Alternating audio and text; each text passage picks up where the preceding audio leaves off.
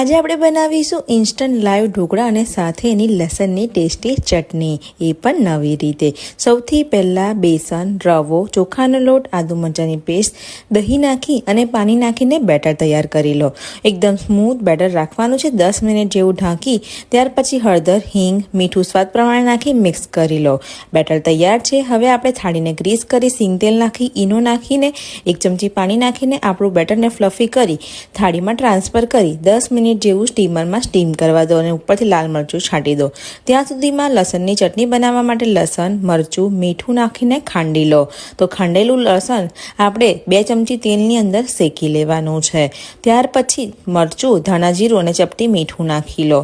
હવે 2 ચમચી જેટલું દહીં નાખી મિક્સ કરી જરૂર પ્રમાણે પાણી નાખી લસણની ચટણી તૈયાર છે। અહીં આગળ ઢોકળા પણ તૈયાર છે। તો સિંગ તેલ લગાડી ગરમા ગરમ ઢોકળાને લસણની ચટણી સાથે સર્વ કરો। વિડીયોને લાઇક અને શેર કરવાનું બિલકુલ ના ભૂલતા।